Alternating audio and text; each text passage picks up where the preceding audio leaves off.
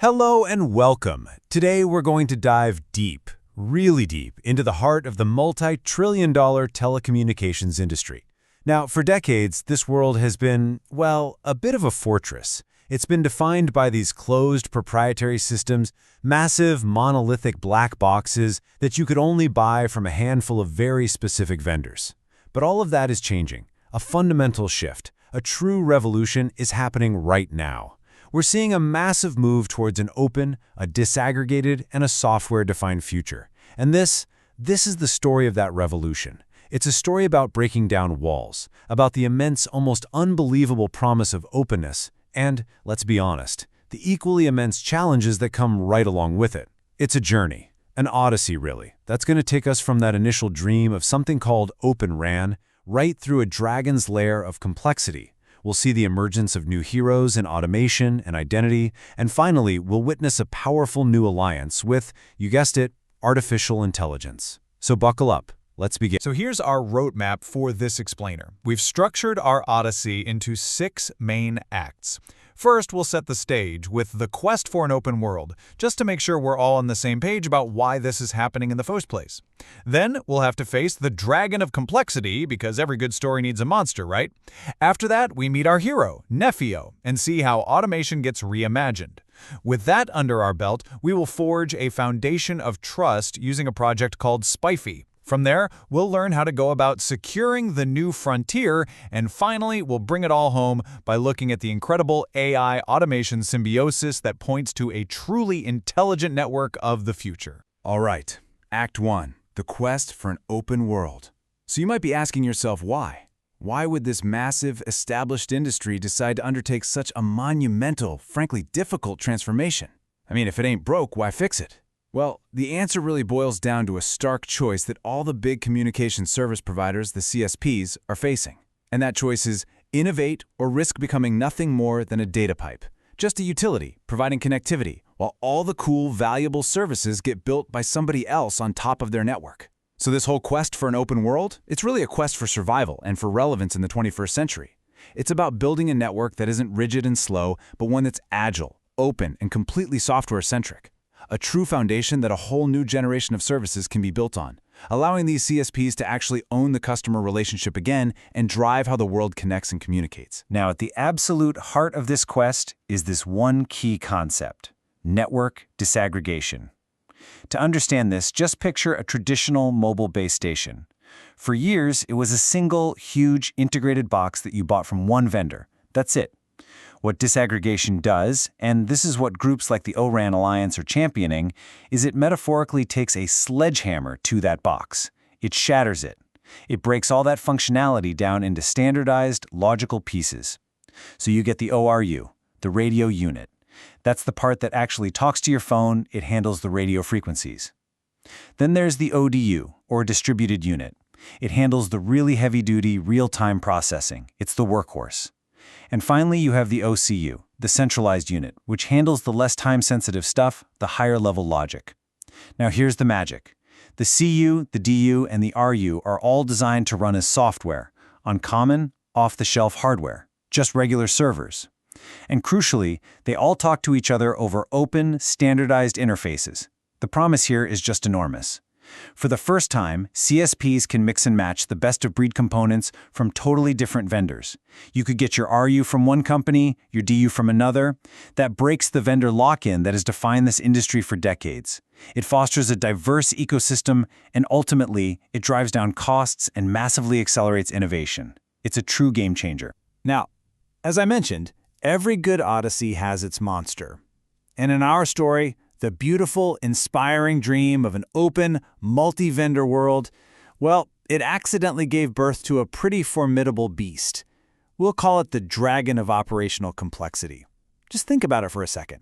You go from managing a few large integrated boxes from one company to trying to orchestrate thousands upon thousands of distributed software components from dozens of different vendors, all running on different hardware. The management challenge just grows exponentially. The very openness that was supposed to liberate the industry also, unintentionally, created an operational nightmare of fragmentation and friction. And look, this isn't just me being dramatic. This is a very real problem. A presentation to the Open Compute Project put it about as bluntly as you possibly can. It said that ORAN has really struggled to deliver on its initial promise, and it's because of 3 core problems. 1, a lack of systems interoperability. 2, the insane costs of validating all this multi-vendor equipment. And 3, major fragmentation in all the different efforts and funding. Let's just unpack that for a second because it's really important. The first 2 are basically 2 sides of the same coin. Just because a standard says on paper that 2 things should talk to each other, it doesn't mean they'll work together perfectly in the real world. Someone, the CSP, has to test and certify every single combination of hardware and software. Imagine the cost, the time, the sheer effort. It's massive. But it's that third problem, fragmentation, where things get really messy. This fragmentation becomes painfully clear when you just look at the sheer number of well-intentioned groups all trying to help. It's a lot. You've got standards bodies like 3GPP defining what should be built. You have industry groups like the ORAN Alliance. You have open source projects like the ORAN software community trying to actually build the how. Then you have labs for testing, governments throwing money at the problem. But here's the key issue. None of these initiatives are really meeting end to end. It's like a bunch of different assembly lines that are all building parts of a car, but they don't actually connect at the end to build a full vehicle. The standards are mostly aligned, sure, but the open source efforts are scattered. Critical pieces like the CU and the DU often stay closed source anyway. Testing happens in these isolated pockets, and you might get a certification for one little component, but that tells you nothing about whether it will work in a true end-to-end multi-vendor system. This chaos leads to duplicated R&D, friction between the different groups, and it creates an almost impossible challenge for anyone who just wants to build and certify a complete network that actually works. To really get a feel for this operational pain, the folks at Telecom came up with this brilliant metaphor. So when the industry first started moving to virtual network functions, or VNFs, we treated them like pets. Think about your own pet. Each one is unique, it's precious, you name it, you care for it individually, you hand feed it. That's how we manage VNFs. Each one came with its own vendor-specific management tools, and automating these pets meant writing custom, brittle scripts for every single one. It was a constant, painful, non-scalable burden. Now the dream, the goal, is to treat modern cloud-native network functions, or CNFs, like cattle. They aren't unique individuals. They're a herd, a fleet. They're managed with consistent declarative automation that's built for massive scale. If one gets sick, you don't call the vet. You just replace it. Simple. But here's the rub. A lot of the so-called CNFs out there today are really just the old monolithic applications shoved into a container. They are pets in cattle clothing. And this creates the illusion of modernity while hiding the same old brittle, unscalable, and incredibly costly operational nightmare. So, things are looking pretty grim, right? We have this dream of openness, but it's created a monster of complexity. Into this landscape of fragmentation and pain, a new hero emerges. And that hero is Project Nephio. Born from a collaboration between Google, the Linux Foundation, and a whole host of other key industry partners, Nephio arrives with a very clear, very focused mission. It does not try to boil the ocean. It doesn't claim to solve every single problem in telecom at once. No. Instead, it wields a powerful Kubernetes-native philosophy to go right after the heart of the dragon, the core problem of scalable multi-vendor network automation. Nephio's real power, its secret sauce, comes from one central, truly transformative idea: configuration as data, or CAD. This is a fundamental shift in thinking. The old PETS model, remember, treated automation as imperative code. You wrote these brittle scripts that told the system how to do something step by step. Nephio flips that completely on its head. It says, let's treat all configuration, and I mean everything, for the cloud infrastructure, for the network functions, for the policies, let's treat it all as structured version-controlled data, specifically in the Kubernetes resource model, or KRM format. And this is brilliant because it completely transforms the problem. Instead of a complex, fragile software engineering challenge of maintaining thousands of different scripts, it becomes a much more manageable data management challenge. You can store this data, you can version it in Git, you can validate it, you can transform it, you can review it, just like any other piece of data. And that is a problem we already know how to solve at massive scale. So how does this configuration as data thing actually work in practice? Well, it's all powered by this really clean 4-step GitOps workflow. First, intent and clone. An operator, that's you, simply goes to a catalog and selects a blueprint. You say, I want a 5G network function, and you clone that generic template. That's it. Next, step 2, hydrate and customize. And this is where the real magic happens. The system takes that generic blueprint and automatically hydrates it with all the site-specific data, the IP addresses, the server names, the VLAN IDs, for your specific data center in, say, Paris. Then, step 3, propose and approve. This fully customized package of configuration data isn't just blasted out into the network. No way. It's submitted as a pull request in Git. This forces a human-centric review process. Network experts, security teams, compliance officers, they can all look at exactly what is about to change, comment on it, and sign off on it. You get a full audit trail. Finally, step 4, publish and actuate. Once everyone's approved it and it's merged, the final configuration is published to a special deployment repository in Git. This is the single source of truth. And then a tool running out on the target cluster sees the change, it pulls the new configuration, and it automatically makes the real world match that desired state. It's a beautiful, controlled loop. Okay, so this all sounds great in theory. But is it real? And the answer is a resounding yes. Nephio is far from just a concept on a whiteboard. It's a rapidly maturing project with serious momentum. It's already delivered multiple official releases, with R2 and R3 adding significant new features and security hardening.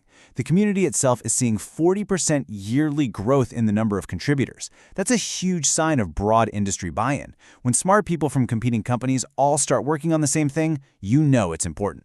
And maybe most critically, major telcos are already deploying Nephio in real-world, production-grade 5G core networks. This proves its practical value and shows that Nephio is quickly moving from just a promising idea to a credible, industry-backed solution for a very real problem. Okay, so we have our hero, Nephio, to tame that dragon of automation. We're feeling pretty good. But in this vast, distributed, multi-vendor kingdom that we're building, another really critical problem starts to emerge. Think about it. We have thousands, maybe tens of thousands of little software services running across multiple clouds, multiple data centers, all from different vendors, all needing to talk to each other. How does any single one of those services know who it's actually talking to? How can they trust each other? Without a universal cryptographic foundation of trust, any large-scale automated system is basically built on sand. It's just waiting to collapse. And this brings us to the next act in our odyssey, forging the shield of trust through something called workload identity. First things first, it's really crucial to understand the difference between user identity and workload identity. We're all super familiar with user identity, right? That's a human, like you or me, proving to a system who we are with a password or a fingerprint or a face scan. Workload identity is different. It's about one piece of software cryptographically proving its identity to another piece of software with absolutely zero human involvement. The old way of doing this was, frankly, terrible. You just embed these long-lived secret tokens or API keys right into your application's code. It was a security nightmare and an operational headache. And while Kubernetes does have its own identity system, it's confined to a single cluster. That's a non-starter in the multi-cluster, multi-cloud, multi-vendor world that Nephio is built for. We need a universal language of trust that works everywhere. And this is exactly where Spiffy, that stands for the Secure Production Identity Framework for Everyone, comes into play. Spiffy provides a standard for workload identity, and its main implementation is a tool called Spire. Think of it like a passport office for your software. It begins with registration. This is where an administrator defines a workload's unique identity, its Spiffy ID, and the specific properties it has to have to be able to claim it. Next comes attestation. This is the cool part. When the workload starts up, an agent running on the machine gathers evidence about it. Things like its kernel properties, its container ID, what user it's running as. It presents all this evidence to the Spire server. This is the workload proving who it is. I am who I say I am, and here's the proof. Finally, identity provisioning. If all the evidence checks out, the server mints a short-lived, cryptographically signed identity document called an SVID. It then sends this SVID to the workload. This SVID in the workload's passport. It's its shield of trust that it can now use to securely and automatically prove its identity to any other service anywhere in the system. All right, our system is now automated with Nephio, and our workloads are armored with a strong sense of identity from Spiffy. Now we have to turn our attention to the battlefield itself. The very design of ORAN, this new, open, cloud-native, disaggregated architecture, it creates a whole new frontier. And that frontier comes with very unique security challenges. The source material from a project called CRAN identifies two major new attack surfaces that we absolutely have to defend. The first is the migration of the control plane, the network's brain, to the cloud. This means it inherits all the risks of that environment. The second is the opening of the data plane, which exposes the network to new and really sophisticated radio frequency threats. Let's talk about that control plane. By moving critical functions like the RAN Intelligent Controller, or RIC, onto a Kubernetes-based cloud platform, we basically inherit all the security risks of that entire ecosystem. And it's a scary list. One study found that about half of all public container images out there contain at least one critical vulnerability. Pre-infected images can spread through a system like wildfire. We've seen an overwhelming growth in software supply chain attacks, often from very sophisticated nation-state actors. We're seeing new forms of cloud-native malware pop up, like a cryptojacking worm called Graboid, which was designed specifically to live in container environments. And now there are even dedicated hacking groups like one called Team TNT that specialize in penetrating Kubernetes clusters. The control plane is the brain of the 5G network, and moving it to the cloud places that brain directly in the crosshairs of some very dangerous, very sophisticated threats. So, how in the world do we defend this new frontier? We can't just give up. The SARAN project proposes a whole suite of open-source security tools designed specifically for ORAN. First, to protect the control plane, there's 5G KubeArmor. Think of it like a personal bodyguard for your applications. It's a runtime security system that locks them down, limiting their behavior to only what they're supposed to do, which protects them from being exploited. Second, for the data plane, you can't protect what you can't see. So there's MobiFlow Auditor. This tool generates a detailed security audit stream of all the network protocol interactions, giving you the deep telemetry you need to spot attacks. And third, to actually use that telemetry, we have 5G Spectre. It's a real-time intrusion detection system, like a security guard watching the monitors. It consumes all that data from MobiFlow to detect malicious radio frequency attacks from things like fake base stations. Together, these tools form a layered defense, purpose-built for the unique attack surfaces of ORAN. We've built our automated kingdom with Nephio. We've armored it with Spiffy and the SRAN toolkit. We're almost at the end of our journey. And in this final act of our odyssey, a powerful new ally arrives on the scene: generative AI. Now, it's really critical to understand that AI is not some magical cure-all that's just going to fix every problem. That's not how it works. Instead, we have to see it as a pragmatic and incredibly powerful partner to the declarative automation framework that we've so carefully constructed. An ally that can create a virtuous, symbiotic cycle of intelligence and automation. But before we get carried away on the hype train, let's just ground ourselves in a little bit of pragmatism. Our sources wisely critique what they call the AI omnipotence theory. And that's this widespread tendency right now to see generative AI as a universal hammer that you can just use for every single problem. This hype can seriously misguide how we integrate technology. A mature engineering perspective doesn't chase the hype. It seeks to anchor a hyped technology in concrete, measurable, high-value use cases. So let's move past the fantasies and look at the practical, real ways that AI can actually help us here. So where does Gen AI provide concrete, actual value?